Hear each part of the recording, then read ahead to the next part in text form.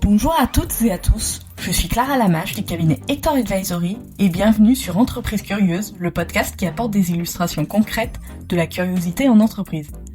Aujourd'hui, j'ai l'immense plaisir d'accueillir Frédéric Samama, responsable du développement stratégique chez Sustainable One du groupe S&P Global. Il est également professeur adjoint à l'Université Columbia de New York et à Sciences Po à Paris. Son parcours très riche l'a amené à travailler dans différents environnements et notamment à jouer un rôle essentiel dans l'établissement du leadership d'Amundi en matière de finance verte en lançant les premiers indices actions à faible émission de carbone. Frédéric a co-lancé la première coalition d'investisseurs institutionnels engagés à décarboner leur portefeuille et en 2009, il a fondé la Sovereign Wealth Fund Research Initiative, un centre universitaire dédié à l'étude des fonds souverains et de la durabilité. Il a coédité un livre sur l'investissement à long terme avec le lauréat du prix Nobel Joseph Stiglitz et le professeur Patrick Bolton. Et dernièrement, il est l'auteur d'un livre sorti en octobre 2024, Archéologie de l'inaction, pourquoi ne faisons-nous rien ou presque face à la catastrophe. Bonjour Frédéric. Bonjour Clara. Merci d'avoir accepté de participer à ce podcast. Tu as un parcours atypique et très marqué par la curiosité qui t'a guidé. Est-ce que tu peux m'en dire un peu plus sur toi ? Alors d'abord, c'est un plaisir d'être ensemble. Alors normalement, je parle pas beaucoup de moi. C'est toujours un exercice que je n'aime pas trop. Mais en effet, la curiosité, il y a plusieurs épisodes dans ma carrière. Le premier, c'est que j'ai commencé à travailler très jeune chez JP Morgan et j'étais en salle des marchés, avec les ordinateurs, j'avais 22 ans, j'étais le maître du monde, on peut imaginer la scène, quoi. Et rapidement, j'ai commencé à me dire, mais maître du monde, c'est peut-être un petit peu dangereux. Ou est-ce que j'ai vraiment envie à 30 ans d'être mon voisin, pour l'anecdote, se demandait dans la vie si sa BMW, il devait avoir des sièges beiges ou des sièges blancs. Et je me suis demandé si je voulais être ce garçon 8 ans plus tard. Et je me suis dit, mais non, je serais beaucoup plus malin que lui, machin. Et puis en même temps, je me suis dit, oui, mais en fait, on est tous sous la pression sociale, donc peut-être qu'en réalité, à 30 ans, je m'interrogerais sur les couleurs d'une BMW, des sièges d'une BMW. Et donc j'ai cherché un contrepoison. Alors, il y avait plusieurs choix, soit faire du macramé, soit je me suis dit quel est l'opposé du jeune garçon que j'étais, un peu excité, un peu maître du monde, la philosophie. Et donc, alors j'avais jamais fait d'études de philosophie, j'ai frappé à la porte de Paris 1, qui est en France là où on fait de la philosophie. Il y a notamment un département d'épistémologie qui est fameux, et je leur ai demandé de passer les examens. Alors ils m'ont regardé un peu bizarrement parce qu'ils m'ont dit, mais généralement nos étudiants ils vont en cours mais ils passent pas les examens, et vous voulez passer les examens mais pas aller en cours. Vous êtes sûr? Et puis, on peut pas vous donner les cours. À l'époque, il n'y avait pas Internet, il n'y avait pas tout ça. Donc comment vous allez faire? Tout ce qu'on peut vous donner, c'est le programme. Et il est dans le couloir, il y a une page A4, et puis voilà, il y a Hegel, Platon, et puis et vous êtes sûr que ça vous suffira pour passer les examens? Et j'ai dit oui. Au pire, je rate l'examen, mais en réalité, la valeur, c'est l'exercice de faire de la philo, qui est la définition même, l'exercice de philo. Et comme ça, j'ai fait ma licence, ma maîtrise et mon DEA. Avec des personnes formidables qui étaient Jacques Bouvresse qui ira au Collège de France, avec François Dagonier qui était le numéro 2 du jury de l'agrégation. Et une de mes très grandes fiertés dans la vie, c'est que j'ai obtenu mes mentions très bien alors que j'étais élève autodidacte, voilà. Donc c'est un exemple de curiosité, première étape. Et puis deuxième étape, je suis banquier d'affaires, ça marche très bien. Je suis nommé MD à 29 ans, ce qui est assez rare. Et une année, je demande à monter un centre de recherche sur les fonds souverains et le climat. On est en 2009. Personne s'intéresse à ce sujet-là. Tout le monde pense que c'est une sorte de lubie personnelle. On est juste après la crise financière. Et une chose en amène une autre. Je rencontre le prix Nobel Joseph Stiglitz, avec qui on va développer ce centre. Et puis Patrick Bolton, on va écrire un livre ensemble, on va faire des conférences ensemble, on va écrire des papiers ensemble. Donc pour un banquier d'affaires, écrire des livres avec avec Stiglitz, c'est pas banal. Donc voilà 2 exemples où très humainement j'ai été exploré ou incarné une forme de curiosité. Merci beaucoup de partager comme ça ton parcours. Comme tu le disais, tu as écrit des articles et des livres, et récemment tu as sorti un livre en octobre 2024, Archéologie de l'inaction, pourquoi ne faisons-nous rien, ou presque, face à la catastrophe. Qu'est-ce que tu veux nous en dire, et pourquoi ce livre ? Alors pourquoi ce livre c'est une bonne question, parce que faut être à la plage, un petit cocktail, un petit parasol. Et la question, c'est la même que celle de Jean Jouzel, qui a eu la gentillesse d'écrire la préface, qui veut dire comment se fait-il que sur ce problème qu'on connaît depuis 50 ans, qu'on a créé et qui nous menace, on n'arrive pas à se mobiliser. Et comme Jean Jouzel, je dis c'est vraiment bizarre parce que lui, évidemment, l'immense Jean Jouzel, il dit voilà. Tous les, y a pas un chef d'État, y a pas un dirigeant qui ne soit pas au courant. C'est pas un problème de savoir. Et moi, à ma plus petite échelle, je dis, c'est vraiment bizarre parce qu'en 2009, quand je monte ce centre de recherche, je me dis, ok, le climat, c'était un problème pour les États à l'époque, un peu comme la crise nucléaire, enfin, la menace nucléaire. Je dis, ok, il y a peut-être un problème, mais c'est pas pour nous, la finance, c'est pour les autres. Et je fais partie des quelques-uns qui disent, non, essayons d'amener une nouvelle force autour de la table, au monde de la finance, il y a beaucoup d'argent, donc on peut créer une nouvelle force qui va aider à résoudre le problème. 15 ans plus tard, je crée ce centre, j'ai inventé les premiers instruments financiers qui permettent d'acheter du temps, ce qui était clé pour le climat, parce que tout le monde se disait, ok, il y a peut-être un problème, mais c'est tellement loin qu'on s'en fiche. Je règle le problème, désormais il y en a auprès de 500 milliards, les gens agissaient un peu ici ou là. Je crée la première coalition où tous les gens partagent leur savoir et viennent à mettre de la pression sur les autres. Cette coalition représentera toute la finance à la COP 21. Et Laurent Fabius sera ravi parce que j'arrive avec 800 milliards d'engagements. Donc voilà. J'invente le plus gros fonds de green bonds. Là, je viens d'inventer le premier instrument financier qui inclut le coût du temps. Honnêtement, je me disais, ça y est, on a compris le problème, il y a les instruments, il y a la pression sociale, ça va se mettre en marche, quoi. Et 15 ans plus tard, oui, alors, nos auditeurs l'entendent pas, mais tu souris, et 15 ans plus tard, force est de reconnaître que ça ne marche pas. Donc c'est pas une question de savoir, c'est pas une question de comment on fait, c'est pas une question de pression sociale. Jean Jouzel, et plus modestement, moi, on dit, il y a quelque chose. Et donc, ce livre est parti de il y a quelque chose qui bloque. Et maintenant, pour avoir un effet sur la planète, il faut peut-être aller chercher le petit mécanisme qu'on n'a pas bien vu, mais qui empêche que ça se développe. Et alors, c'est quoi cette thèse centrale, il y a quelque chose? Alors, des années plus tard, alors j'ai fait un peu comme un enquêteur. Je me suis dit, il faut enquêter. S'il y a quelque chose, il faut trouver voilà, j'ai une casquette d'enquêteur. Et je me suis dit, c'est tellement bizarre. Encore une fois, c'est un suicide collectif. Suicide collectif, quand on sait, c'est bizarre.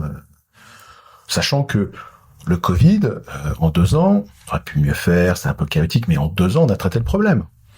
La couche d'ozone, pouf, en 2 ans, c'était traité. Le passage à l'an 2000, on nous annonçait les pires catastrophes, les avions allaient s'écraser, les blocs opératoires allaient pouf, les pacemakers allaient s'arrêter, enfin nous annonçait la fin du monde.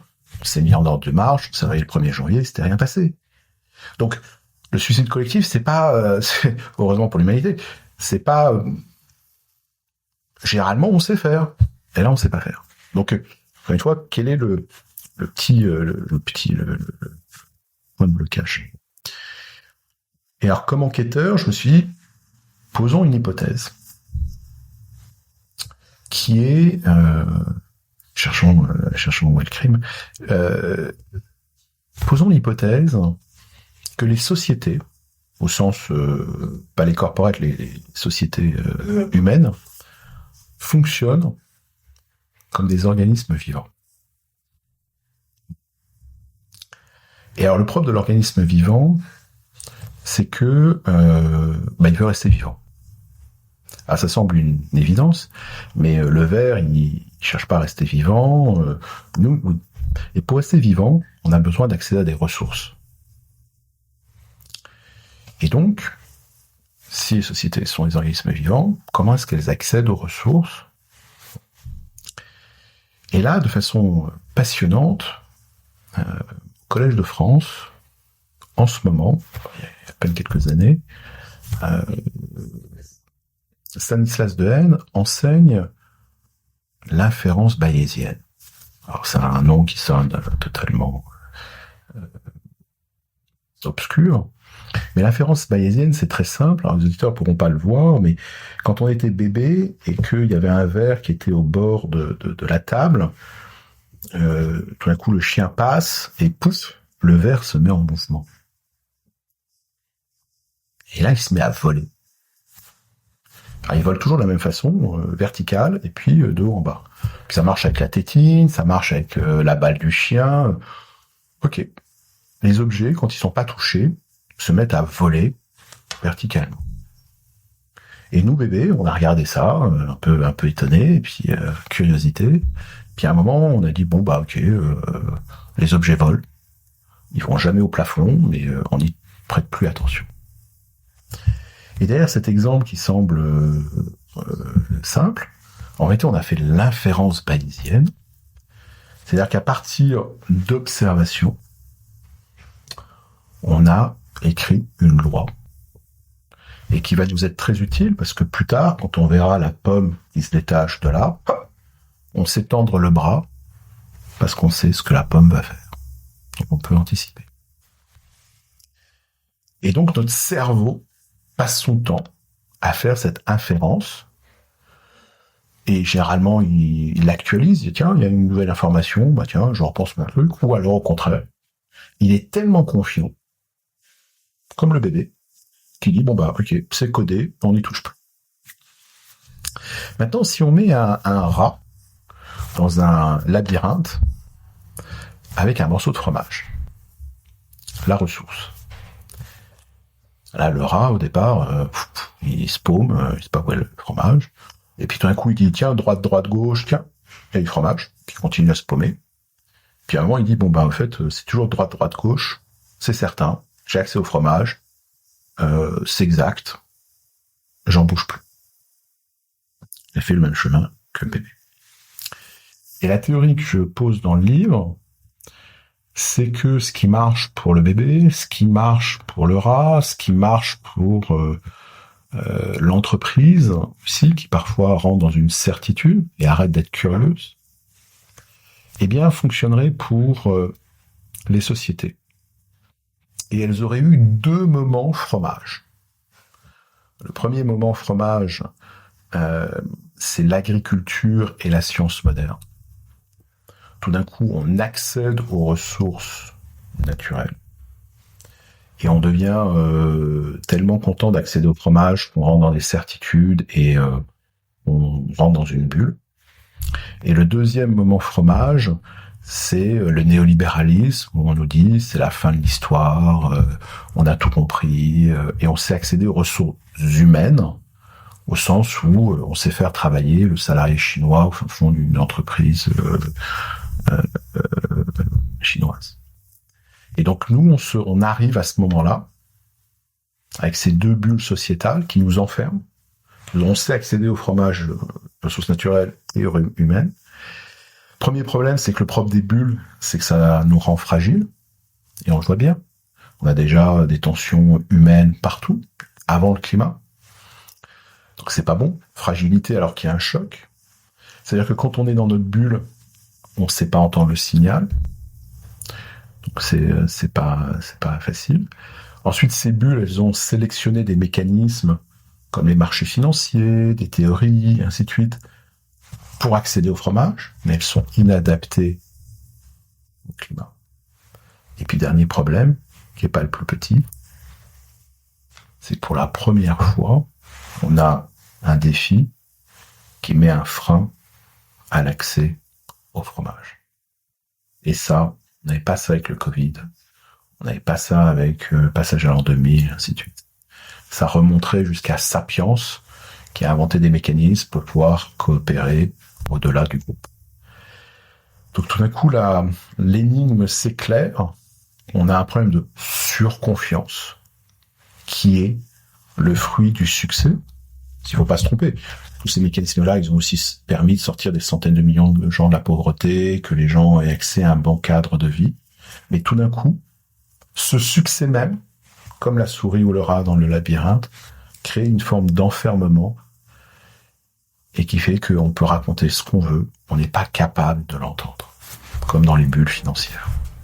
Merci beaucoup, c'est extrêmement clair, tout comme ce livre, et j'invite bien évidemment tous les auditeurs qui nous écoutent d'être curieux et de s'ouvrir à ce livre. Et d'ailleurs, tu nous parles d'enfermement, et me vient évidemment cette question, est-ce que tu as confiance dans l'avenir ? T'es plutôt optimiste ou pessimiste ? Alors, c'est à la fois une bonne question et une question qui, d'une certaine manière, ne se pose pas. Je raconte que dans le livre que on a nos prédécesseurs qui, par exemple, en mai 41, alors il n'y avait pas de podcast, ainsi de suite, mais s'ils prenaient un café, nos grands-parents ou arrière-grands-parents, en mai 41, quelle est la situation ? La France s'est effondrée, Londres vacille, les États-Unis sont pas entrés en guerre, et la Russie a signé son traité, et ainsi de suite. Pessimiste ou optimiste ? Exactement. Auditeur, Clara sourit de nouveau. Et pourtant, parmi les plus grands esprits, au sens vraiment capable de modèles les plus compliqués, Jean Cavaillès, qui est rentré en philo à Normal Sup et qui démontre des théorèmes de mathématiques, l'abstraction la plus parfaite. Des François Jacob, futur prix Nobel de médecine, qui auraient été capables de faire des modèles. Qu'est-ce qu'ils font ? Jean Cavaillès, par exemple, qui n'est pas très connu en France, va poser des explosifs dans une base de sous-marins à Lorient. Il agit. La fin du livre, c'est de dire que face au défi moral, ce n'est pas cette conceptualisation, qui pourtant a été formidablement efficace, qui doit s'appliquer, mais c'est l'action. Avant même de théoriser. Alors je dis, mais comment est-ce qu'on amène les gens à agir ? Là, alors ça peut sembler un petit peu rêveur, mais je mobilise un philosophe, qui est Emmanuel Levinas, qui lui s'est posé un autre problème, qui est que d'autres philosophes aussi, comme Rosenzweig, se sont posés au XXe siècle, c'est qu'ils disent, nous philosophes, on a un problème, en tant que métier. C'est que notre philosophie, c'est grosso modo un commentaire de Platon, et donc ça va jusqu'à Hegel, et donc on cherche les idées éternelles, le modèle. Une fois qu'on a compris le modèle, on peut gouverner la société. Petit problème, c'est qu'une fois qu'on a les vérités absolues, on les impose à autrui, et ça finit en violence. Platon était pas très sympathique, Hegel non plus, et jusqu'à Heidegger, qui était quand même un salaud absolu. Bon. Donc, il y a quelques philosophes qui disent on a un problème. Et Levinas dit comment est-ce qu'on sort de cette recherche des valeurs absolues ? Il dit c'est le visage d'autrui. Alors par visage, ça veut dire l'identité. Ce fameux verre qui est sur cette table, ami l'auditeur, je sais exactement comment le saisir. Je sais le geste à faire. Et j'ai tellement confiance que je peux l'attraper, mais je peux aussi le jeter contre le mur, le briser, je peux pas le faire. Mais j'ai une relation de contrôle, puissance, domination sur ce verre. Levinas nous dit, tout d'un coup, quand je vois le visage d'autrui, ce contrôle cesse. C'est quelle que soit la qualité de la relation qu'on a avec autrui, son conjoint, ses enfants, ses parents, ses amis, et ainsi de suite, il y a évidemment toujours une part de « je ne sais pas ». Je ne sais pas ce qui se passe. Donc c'est un frein ou une limite à ma capacité de contrôle. La deuxième chose qui se passe, qui est passionnante, qui est que quand je vois le visage d'autrui, nous dit Lévinas, à ce moment-là, je découvre sa fragilité. Et cette fragilité déclenche un mouvement vers l'autre de m'en occuper. La fragilité déclenche la responsabilité, qui a certainement des racines très profondes dans le fonctionnement humain, qui est le bébé né prématuré, et donc il faut que collectivement on s'en occupe, et ainsi de suite. Et Lévinas dit, cette responsabilité vis-à-vis d'autrui, elle peut l'emporter sur mon instinct de conservation, et c'est le début de l'éthique. Donc on voit, tout d'un coup, pour briser la surconfiance, se dire le visage d'autrui, un frein, et puis la fragilité, et qui m'amène à agir de façon désintéressée vis-à-vis d'autrui. Plus en contrôle, puissance. Alors je dis, est-ce qu'on a quelque chose comme ça qui serait fragile ? Ben là, c'est assez intéressant parce que tous les astronautes qui sont partis dans l'espace, et c'est pas des grands poètes, je veux dire, l'astronaute russe qu'on a sélectionné la tête en bas sans oxygène pour pouvoir réagir, appuyer sur les bons boutons, faire des calculs alors que voilà, c'est quand même, on les sélectionne pour qu'ils arrivent à survivre en milieu hostile. Ben, tous les astronautes la plupart des astronautes qui sont partis dans l'espace disent, on a vu la Terre belle et fragile, et ça a changé notre relation à la planète. On doit s'en occuper. Alors je dis, évidemment, on va pas envoyer, 6-8 milliards de personnes dans l'espace, mauvaise empreinte carbone, mais si à l'école on pouvait véhiculer ces images, et ensuite enchaîner sur la complexité et la vie sociale des animaux.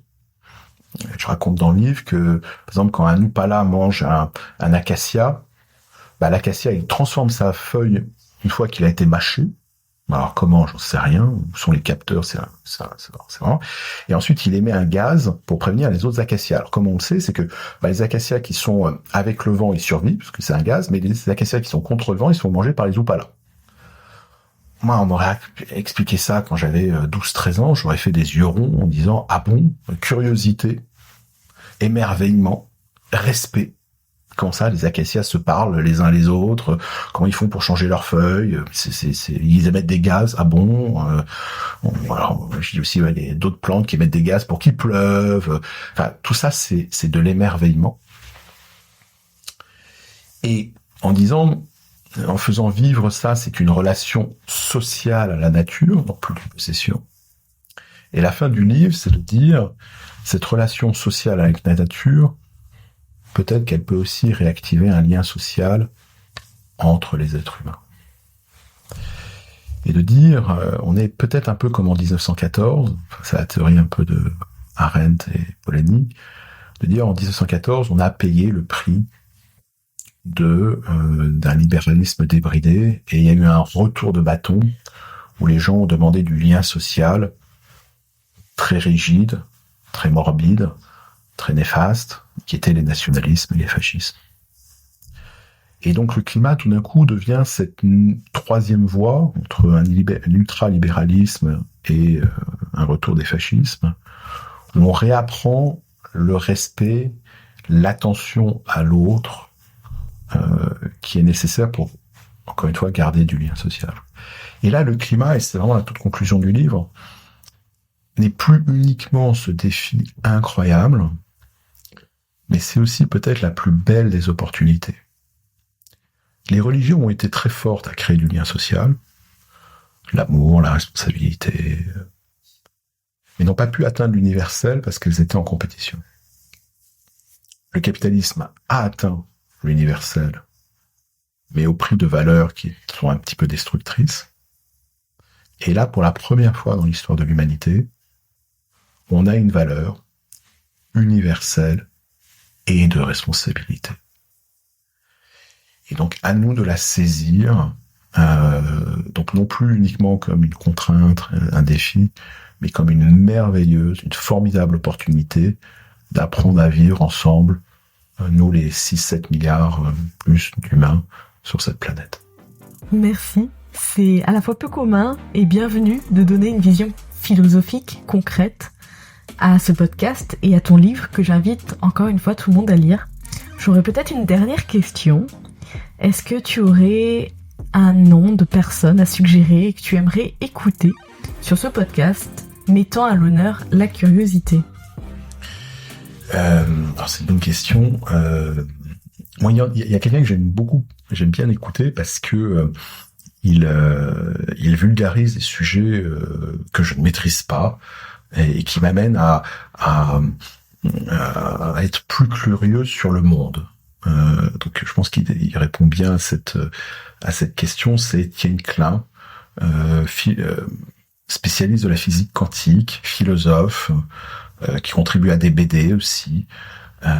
Et quand on l'écoute, je trouve que on se réémerveille de la nature et en même temps on réfléchit. Donc je trouve que ça serait un formidable invité. Très bien, merci beaucoup Frédéric. C'est clair.